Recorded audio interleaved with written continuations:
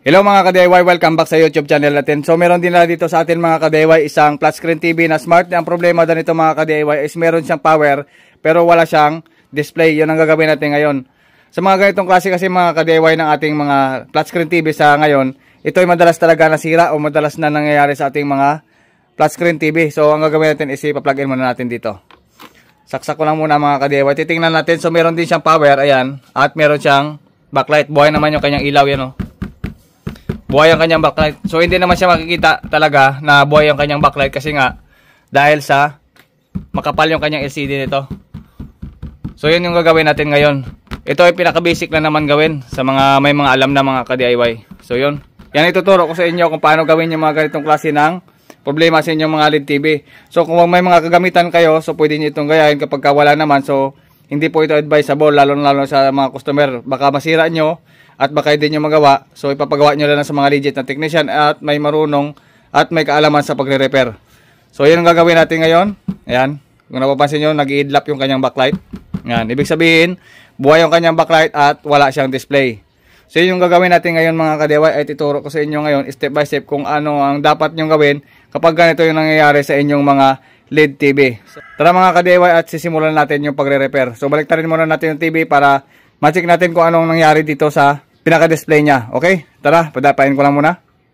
So yan mga ka-DIY, pinadapan muna natin yung ating TV. So dito sa likuran mga ka-DIY ay ito yung kanyang model number. So 50 UQ8050 PSB, yan ang pinaka-model number natin. So 50 inches.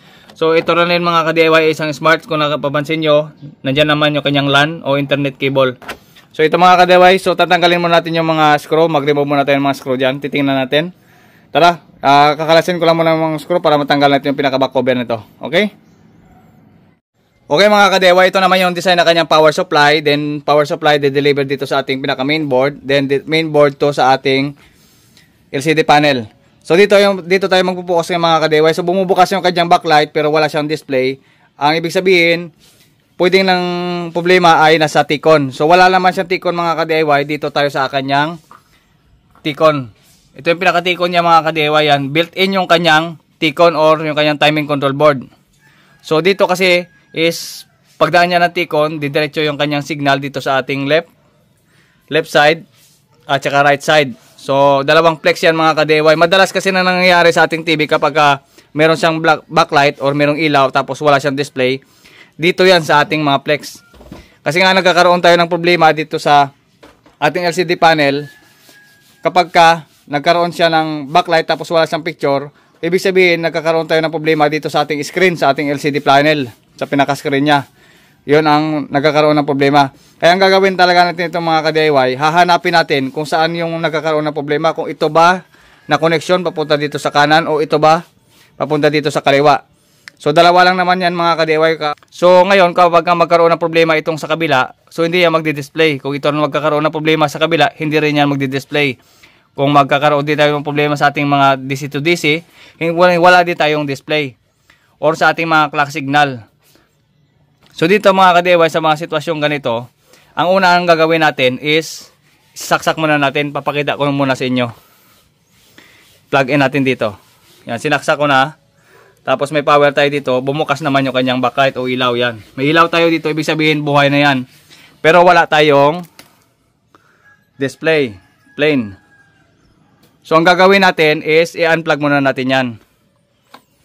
Yan, kapag i-unplug na natin, ang next natin gagawin is i-hang muna natin to. Pagka hinang natin ito mga ka-DIY, ibig sabihin lamang kailangan mag-display yung kabila. Yan, make sure na ingatan nyo kapag mag-hang kayo ng mga ganito. Bunutin nyo muna yung pinakasaksakan tapos saka nyo tanggalin itong pinaka-flex. Yan, nakahang na yan. Yan, pinatayo ko itong plastic para silbing tungtungan niya. Yan.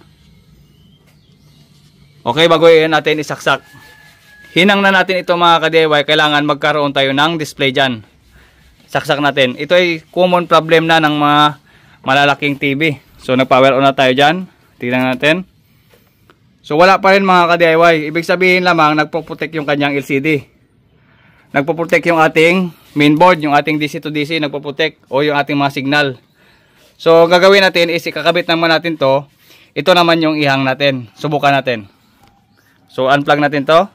Yan. Then kabit natin to sa kabila. Yan. Ingatan nyo sa pagkabit nito, baka yung mga ngipin is masira. Tatandaan nyo yan kapag tumatanggal kayo o nagtatanggal kayo ng mga ganito. Ito naman yung ihang natin. Hang natin yung kabila. Yan. Okay. So nahang na natin. Tapos saksak ulit natin. Okay, saksak natin dito. Kailangan is mag-display na siyan. Pero pag walang display yan, magkakaroon tayo ng trouble dyan mga ka-DIY. Ayan, nagkakaroon tayo dito ng color violet sa kabila. Dito naman is plain. Okay? So dito na part, nag-display na siya dito. Nung tinanggal natin to, nagkaroon siya ng display. Dito yung plain at dito naman yung violet. Ibig sabihin lamang mga ka-DIY, dito tayo nagkakaroon ng problema. Dito na side. Plain siya, dito naman is violet. Dito tayo mga ka-DIY mag-block ng mga signal. Dito. Sa plain white dito. Usog muna natin dito. Yan. Parehas na nag-display pero violet dito. Dito naman is white. Dito tayo ngayon sa white mag-block. Yan. Ito. I-block natin yung signal dyan. Dito yung mga clock signal niya. Bunutin muna natin para ituro natin sa inyo. Bunot tayo. Yan. Kung napapansin nyo mga ka-DIY, dito tayo. Tutukan natin yan. Okay? So yan. Ito yung portion na dapat i-block natin. Ito. Simula dito hanggang dito. Yan. So simula dito mga ka-DIY hanggang dito is ibablock natin yan ng tape or paper, papel. Kung dito naman sa kabila nagkaroon ng problema, pwede tayo mag-block dyan dito. Yan, tatanggalin ko yung kabila. Ito yung mga clock signal nya. Ito yung nagkakaroon ng problema. Ito. So susundan natin yan. Ito naman yung kapares niyan sa kabila. Ito. Itong side na to ang kapares niya. So yan dapat i-block natin. So nagkataon dito yung problema sa kabila, ito yung i-block natin. Okay, so i-block ko lang muna. Papakita ko sa inyo mamaya. Okay? Ayan mga ka-DIY, tinutukan ko siya ng microscope camera natin para makita nyo rin kung saan ko banda i-block siya. Baka hindi malinaw kanina doon sa video, dito na lang. Sa microscope camera, yan. Dito Yan nagkaroon tayo ng problema yan. Yan ang tinutukan ko. Pagdating dyan, ito. Yan. So magbibilang tayo mga ka-DIY dito. Ito yung i-block natin. Isa. Ito. 1, 2, 3, 4, 5, 6, 7, 8, 9, 10. 10 kasama sa blocking yan. Pag hindi makuha, pwede na nating diretso dito ang pag-block. Kasi pag 10 dyan, dito, kasama na ito. Yan. Kasama na nating i-block yan. Magsimula dito. Yan. Hanggang papunta rito. Ubusin natin yan sa block. Ibablock na natin yan gamit yung ating papel. So, ibablock ko lang muna mga ka-DIY. So, hindi muna ako magagamit ng tape method ngayon. So, paper method na naman. So, ayan mga ka-DIY ko napapansin nyo.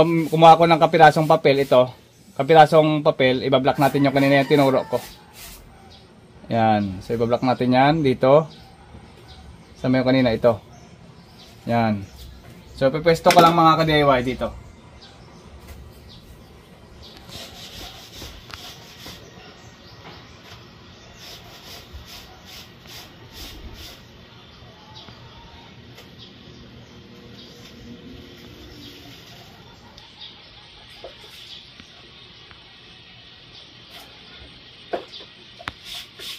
Yan, tapos ilalagay natin tong flex.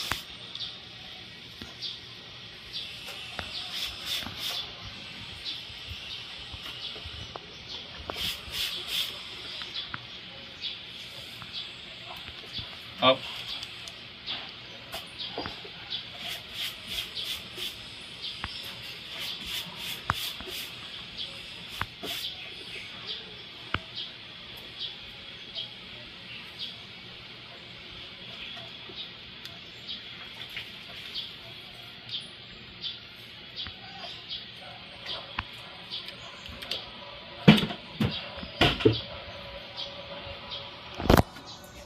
Okay, close natin.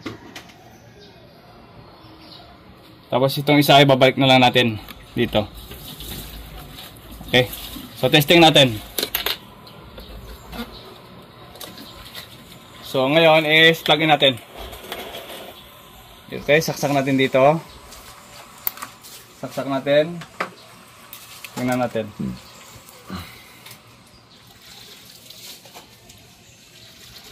Yun. Diba? Meron na siyang display. So hindi na ako nag-cut ng video mga ka-DIY para makita nyo rin na yung blocking natin is tama. Yan. So meron na siya ngayong display sa mamagitan lang ng maliit na papel. So yun lang mga ka-DIY, may display na siya. Ang gagawin na lang natin ito is babad na lang natin. Titingnan natin kung meron siyang gaspang sa pinaka-display niya. Kasi kapag ganito, minsan kapag hindi ma-perfect is may gaspang yung kanyang display. Titingnan natin mamaya. Tara. Importante nagkaroon na siya ng display. So, yun lang mga ka-DIY. So, mamaya papakita ko na lang sa inyo. Okay? So, ayan mga ka-DIY. So, okay naman yung kanyang picture at maganda naman yung LCD niya. Wala naman siyang sira. Okay naman yung LCD. Walang guhit at maganda naman. Yan. So, wag natin ispatan ng buo. Baka makapiright tayo. Yan. So, gagawin natin is dito. HDMI. So yan mga ka-DIY, okay naman yung kanyang screen. Walang guhit. Yan. Pino naman siya.